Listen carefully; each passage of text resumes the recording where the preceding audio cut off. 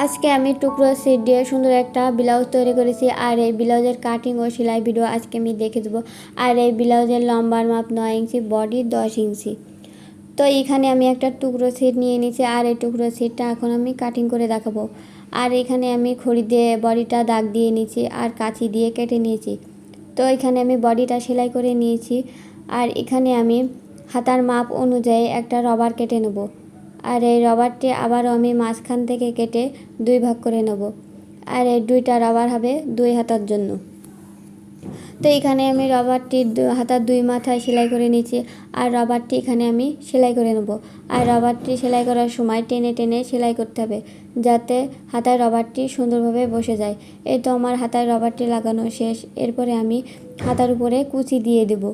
আর কুচিগুলো দেওয়ার সময় ছোট্ট ছোট্ট করে ঘন ঘন করে দিতে হবে, তাহলে হাতাটাও দেখতে ভালো লাগবে। তো এখানে আমার 2টা হাতা সেলাই করা শেষ। এখন আমি হাতা দুটো ব্লাউজে লাগিয়ে নেব। তো হাতাটা আমার ব্লাউজে লাগানো প্রায় শেষ হয়ে গেছে। আর 2টা হাতা আমি ব্লাউজে সুন্দর করে লাগিয়ে নিয়েছি। এরপরে আমি বডিটা সেলাই করে নেব। তো বডিটাও আমার সেলাই করা শেষ হয়ে গেছে। এই যে আমি টুকরো সিট দিয়ে সুন্দর একটা ব্লাউজ তৈরি করে নিয়েছি। আর এই ভিডিওটি কেমন হয়েছে কমেন্টে অবশ্যই বলে দেবেন।